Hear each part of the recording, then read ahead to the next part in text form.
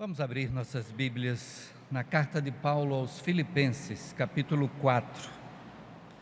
Estaremos lendo os versos de 10 a 13. Filipenses, capítulo 4, versos de 10 a 13.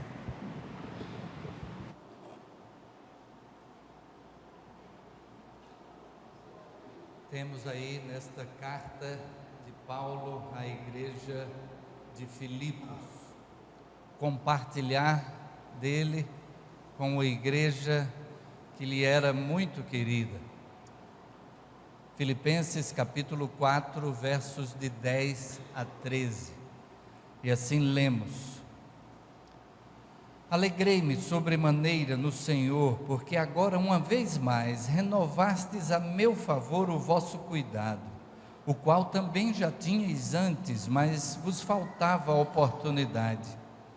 Digo isto não por causa da pobreza, porque aprendi a viver contente em toda e qualquer situação. Tanto sei estar humilhado, como também ser honrado. De tudo e em todas as circunstâncias já tenho experiência, tanto de fartura como de fome, assim de abundância como de escassez. Tudo posso naquele que me fortalece. Vamos orar.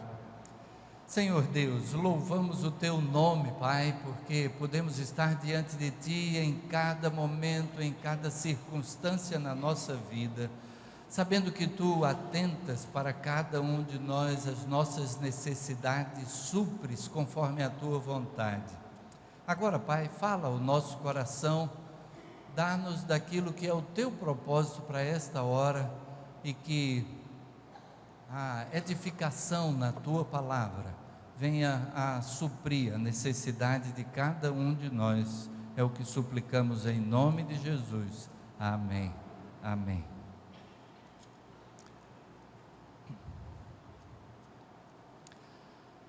Temos aqui a carta de Paulo aos Filipenses. Aquela igreja de Filipos tinha uma série de motivos especiais de que Paulo a tivesse como algo importante, significativo dentro do seu ministério. A gente lembra que Paulo esteve em Troade e ele chegou a Troade como que sem destino, sem rumo. Ele, na segunda viagem missionária, agora não mais com Barnabé, mas com Silas como seu companheiro, ele vai visitando as igrejas que haviam sido iniciadas na primeira viagem missionária. Mas a partir dali, ele entende da parte de Deus que ele deveria avançar, ele deveria ir para outras regiões que ainda não haviam sido alcançadas. E ele pensa em ir para a Ásia Menor, talvez a cidade de Éfeso, que era polo naquela região, mas ele entende da parte do Espírito Santo de que não era para ele seguir aquele caminho. Ele então tenta ir para a direção oposta.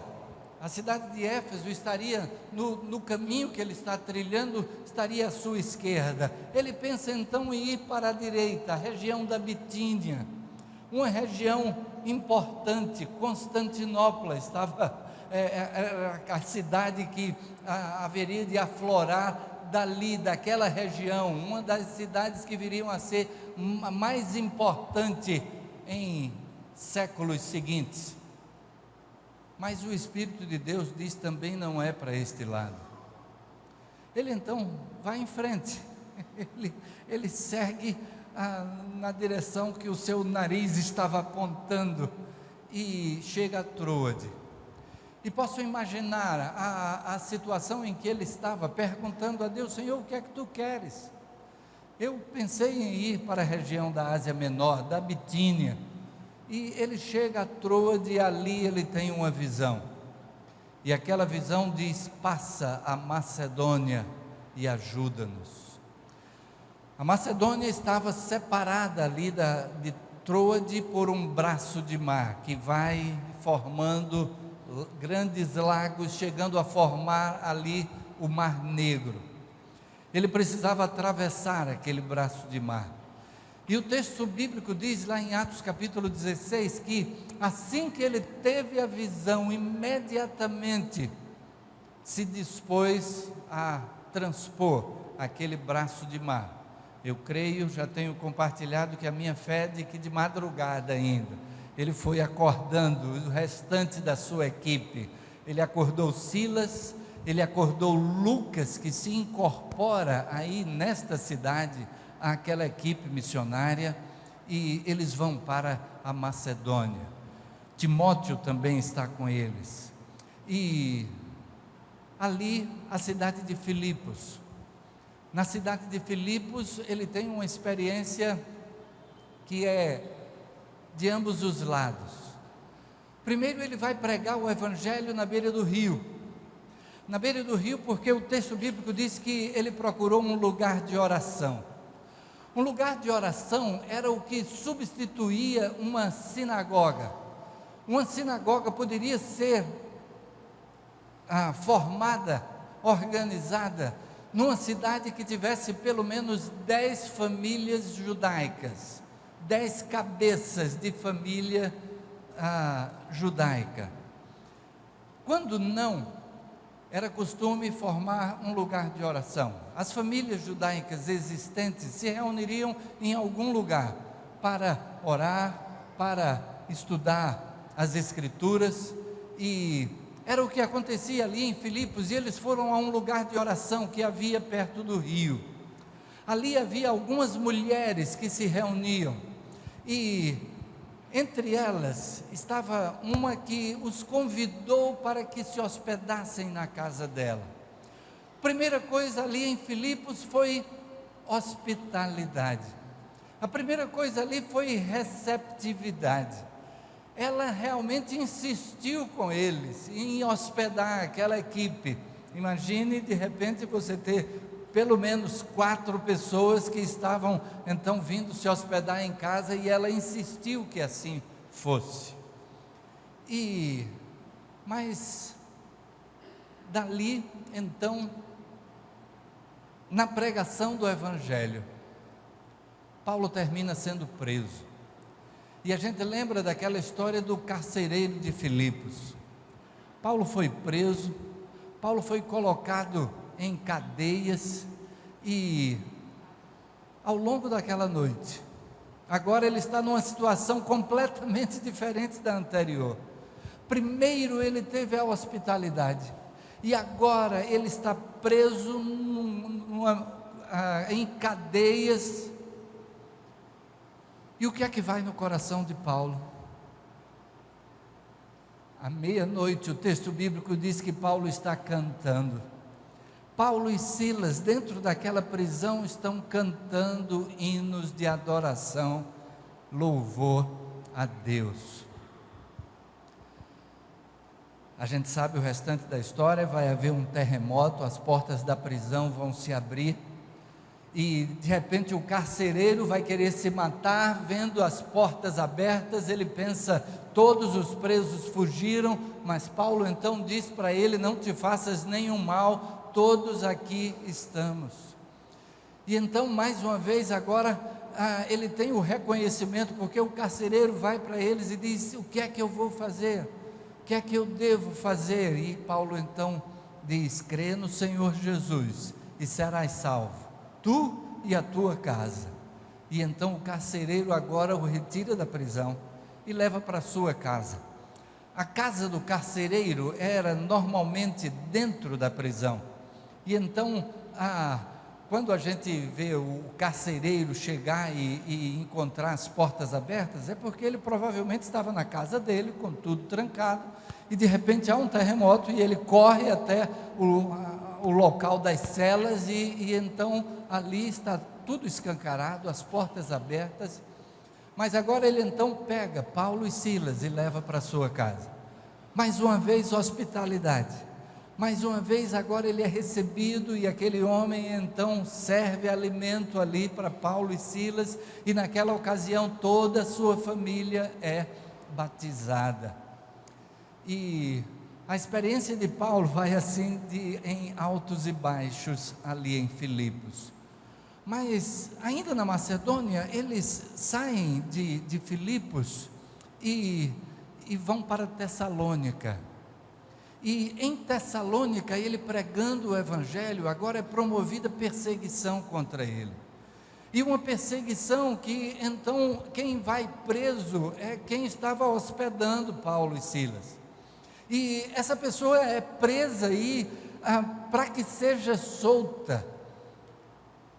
É necessário deixar algo como garantia. O que se entende é que o que foi deixado como garantia eram os bens, a casa, a propriedade ficou como garantia de que Paulo e Silas iam sair da cidade para não voltar. Então, ainda de noite, a igreja em Tessalônica envia Paulo para Bereia.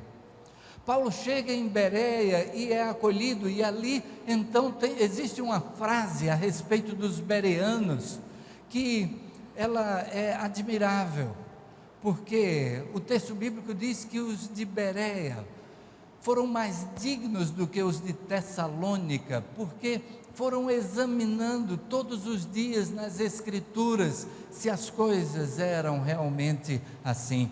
Aquilo que Paulo pregava, os bereanos escutavam com atenção, e ao invés de rejeitarem de imediato, eles iam para as Escrituras, para confirmar o que Paulo está dizendo, tem fundamentação nas Escrituras Sagradas.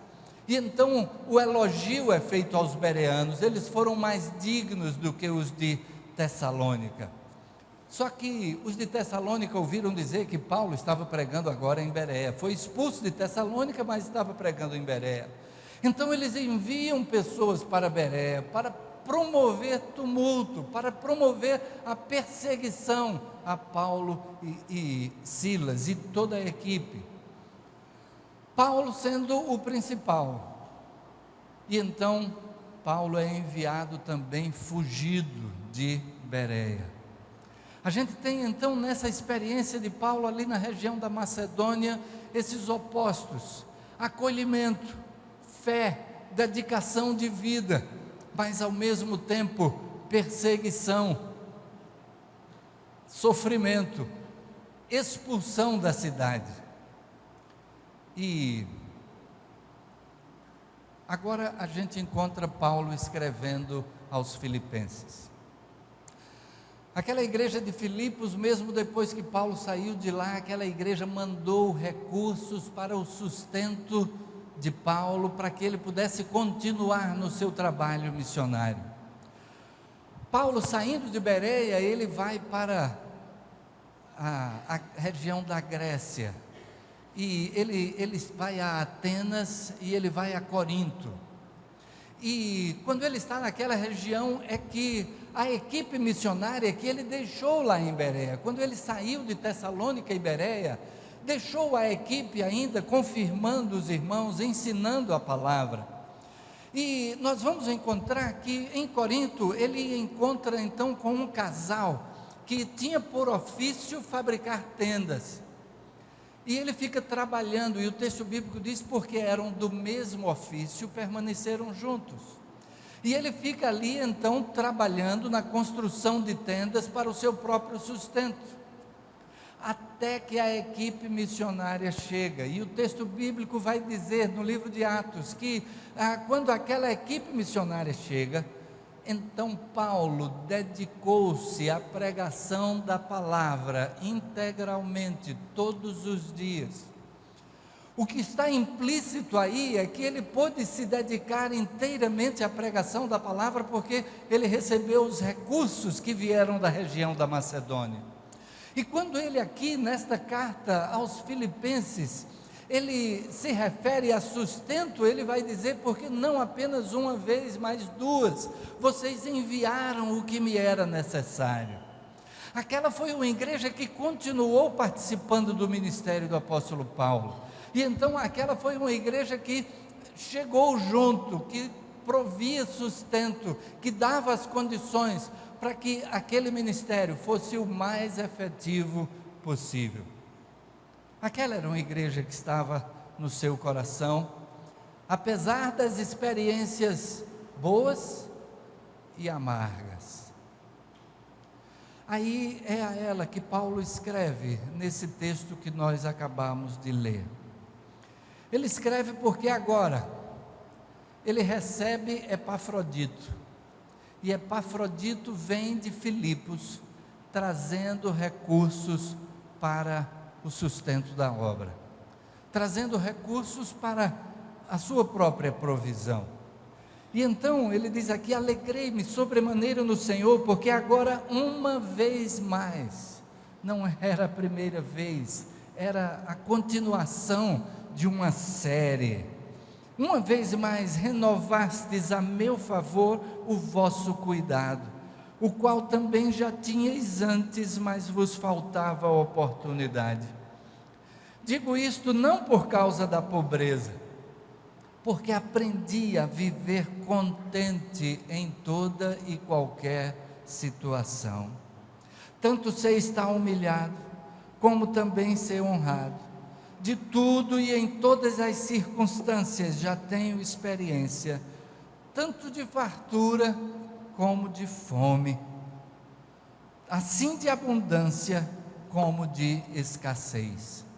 Tudo posso naquele que me fortalece. Muitas vezes as pessoas pegam esse versículo e aplicam assim: tudo posso naquele que me fortalece, então vou sair por aí fazendo e arrebentando, fazendo e acontecendo.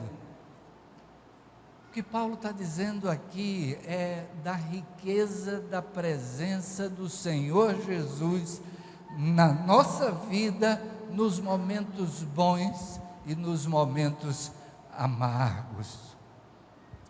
Temos tido na nossa igreja, nesses últimos dias, várias perdas. Tivemos há 2 semanas a partida da irmã Cecília, segunda-feira passada a partida da sogra de Abnaí, a mãe de Sérgio, esposo de Abnaí.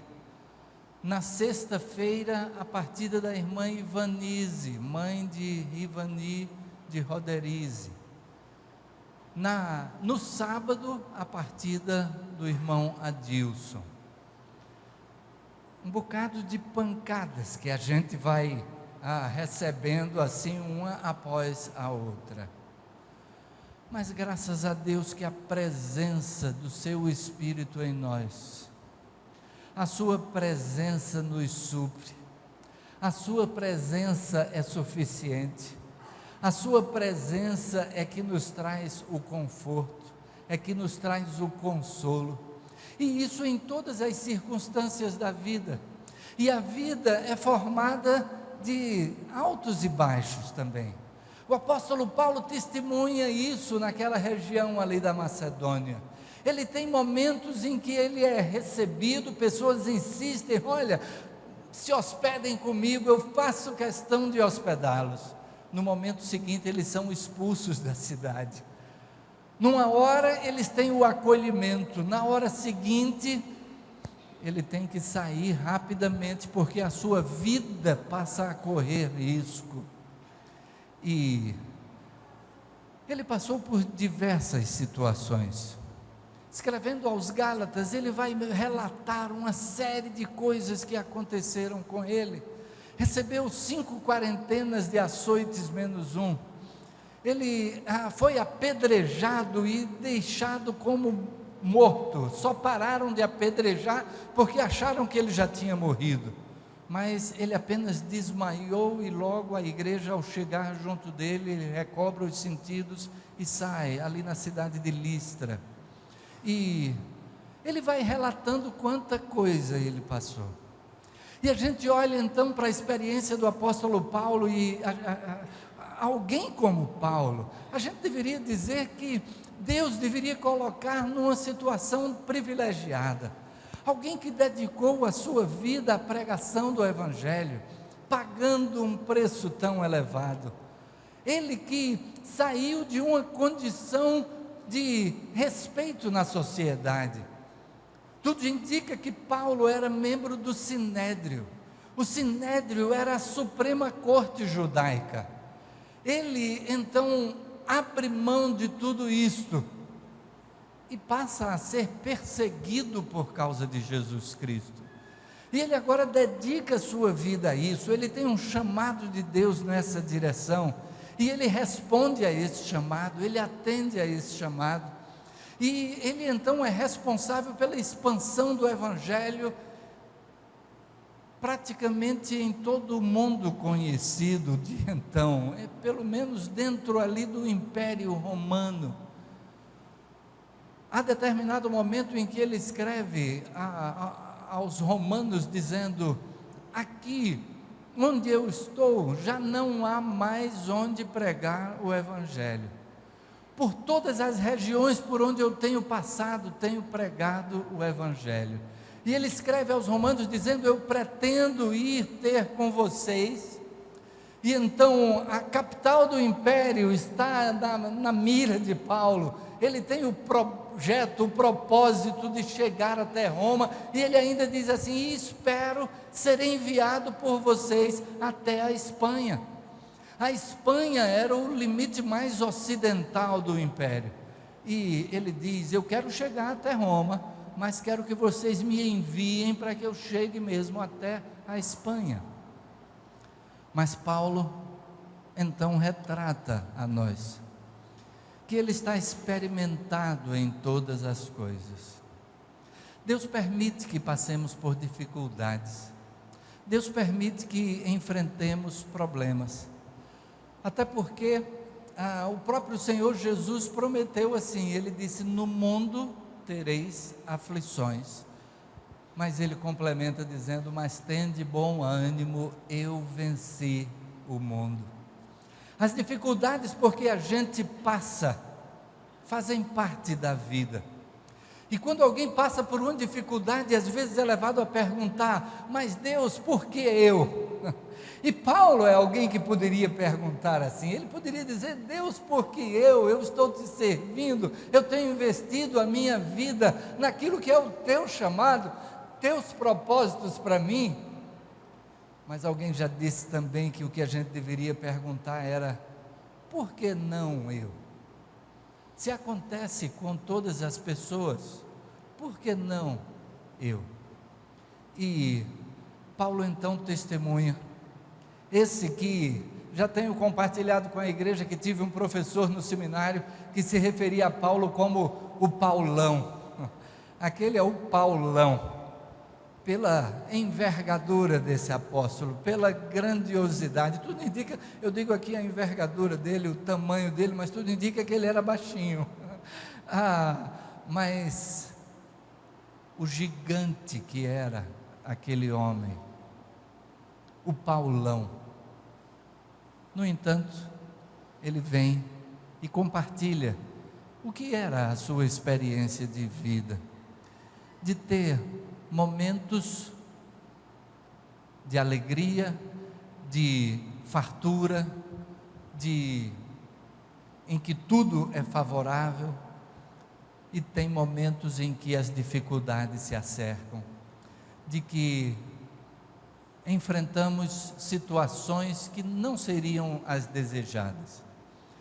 Mencionei as perdas que temos tido em famílias da nossa igreja, e perdas são inevitáveis, porque alguém já disse que existe apenas uma coisa certa quando um bebê nasce. Existe somente uma coisa certa a respeito daquele bebê, é de que um dia ele vai morrer. Ele nasceu, mas um dia vai morrer. A gente não sabe se ele vai ter saúde, a gente não sabe se ele vai enfrentar alguma enfermidade, a gente não sabe se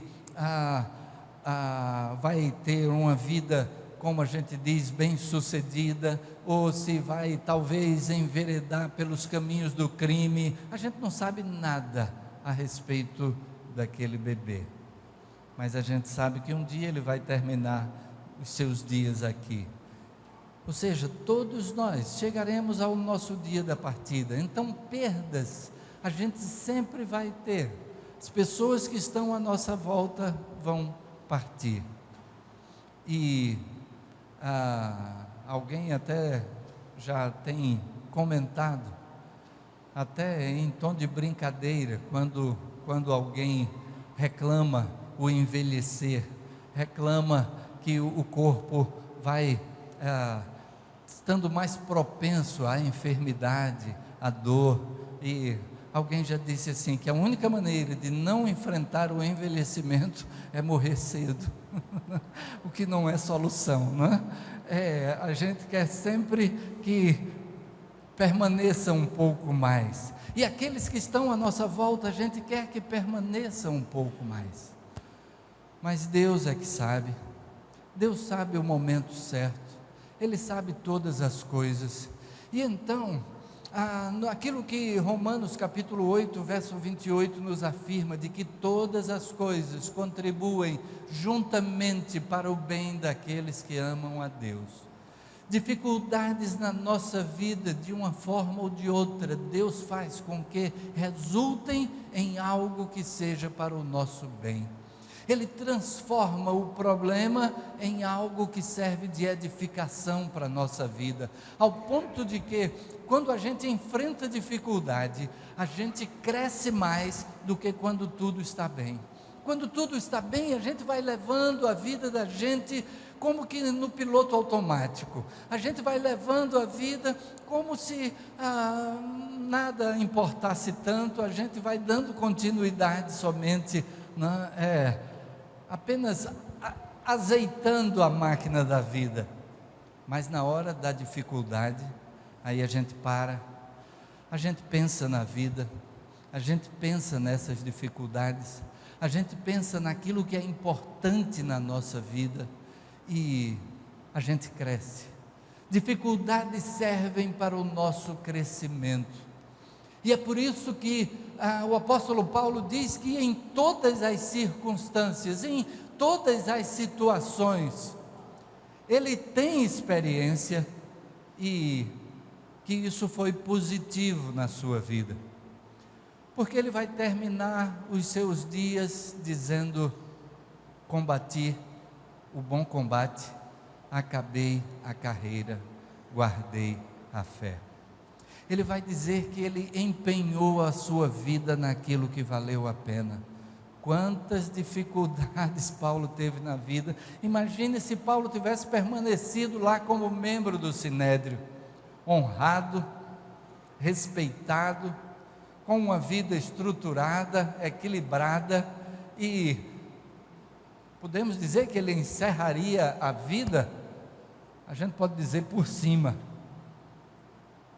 E no entanto, a opção de Paulo em seguir ao chamado de Jesus fez com que ele atravessasse por tanta dificuldade, e ele termina a sua vida num calabouço, condenado à morte. A segunda carta a Timóteo é provavelmente a última carta escrita por Paulo, e ele vai destacar aquilo que ele enfrenta. Ele vai pedir que Timóteo venha logo ao seu encontro, e diz: olha, quando você passar em Troade, traz de lá os livros, principalmente os pergaminhos, e traz a minha capa, e tenta vir antes do inverno. O que é que a gente deduz disso tudo? Tanto ele não tinha nem o material de trabalho, de estudo, de livros, que ele deixou em Troade, e que agora ele está preso com o tempo disponível, ele ainda está pensando no seu crescimento, ele quer livros, principalmente os pergaminhos. Não sabemos exatamente de que se tratava, mas alguns ele tinha o desejo mais apurado de rever. Mas ele diz: traz a minha capa, eu tenho enfrentado frio, e se o inverno chegar, e Timóteo não tiver chegado lá, então ele iria enfrentar bastante frio. Traze os livros, e traz a minha capa, e tenta vir antes do inverno. Mas ele conclui dizendo: combati o bom combate, acabei a carreira, guardei a fé. Tudo posso naquele que me fortalece. No momento em que a alma está fragilizada, não apenas o corpo, talvez numa enfermidade, mas que o nosso interior está fragilizado, Ele é que fortalece, Ele é que está ao lado. Ontem, na meditação que fizemos,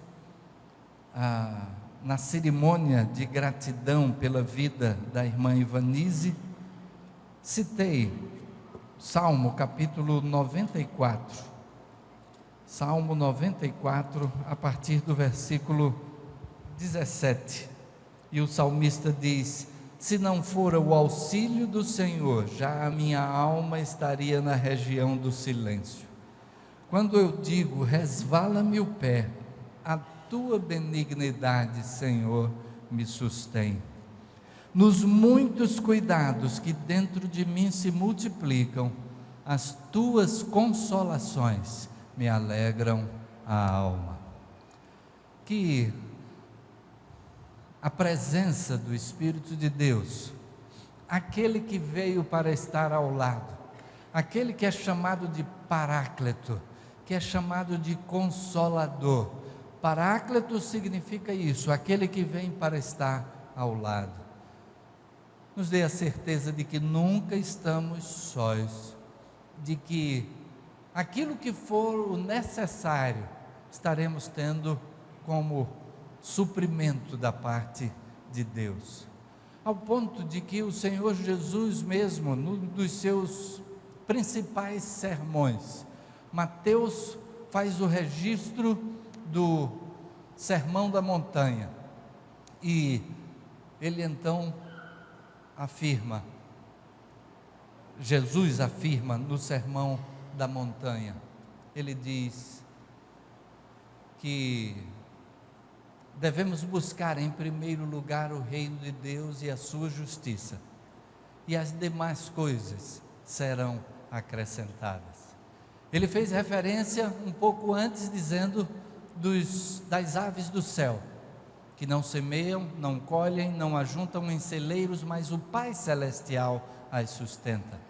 Ele fala dos lírios do campo, e diz que nem Salomão, em toda a sua glória, na riqueza que Salomão teve, nem Salomão se vestiu como um lírio do campo em sua beleza.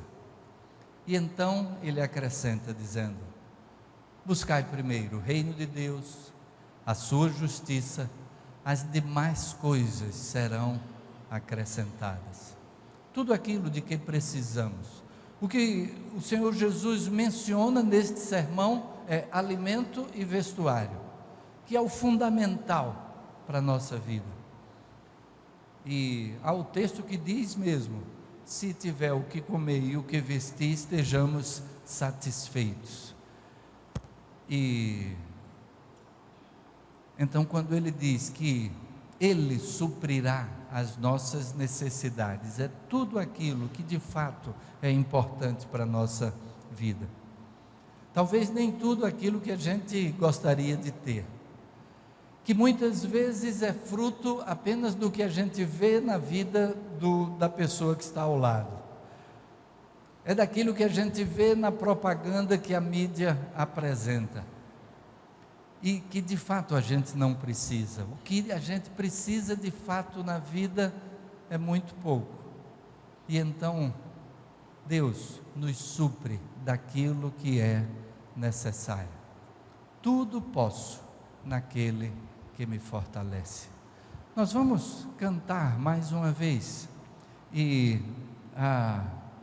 vamos cantar mais uma vez esse mesmo cântico, que fala que tudo posso naquele que me fortalece. Eu posso enfrentar todas as circunstâncias na vida, porque a presença do Senhor Jesus na vida é que nos dá a força. Fortalecei-vos no Senhor e na força do seu poder, diz o apóstolo Paulo. E então, vamos fazer a leitura indicada para este momento. de Romanos capítulo 8, verso 37. Leiamos juntos. Mas em todas estas coisas somos mais do que vencedores por aquele que nos amou. Louvado seja Deus por isso. Nesse instante, enquanto estaremos cantando, estaremos fazendo o recolhimento de dízimos e ofertas. Os que nos visitam não se sintam pressionados a participar desta hora.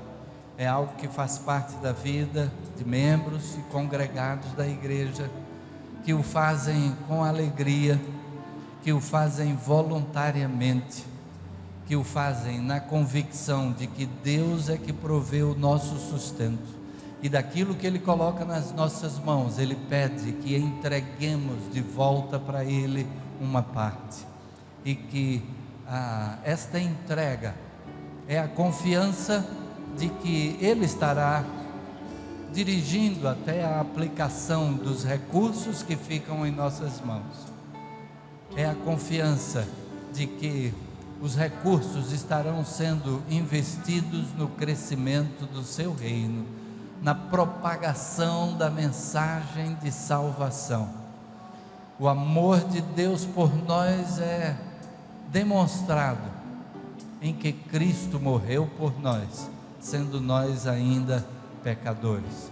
E o apóstolo Paulo, nesse mesmo trecho desse versículo que acabamos de ler, ele vai dizer que se Deus enviou seu Filho para morrer em nosso lugar, aquele que nem mesmo a seu próprio Filho poupou, antes o entregou por todos nós, como não nos dará juntamente com Ele todas as coisas, tudo aquilo de que temos necessidade? Tudo posso naquele que me fortalece.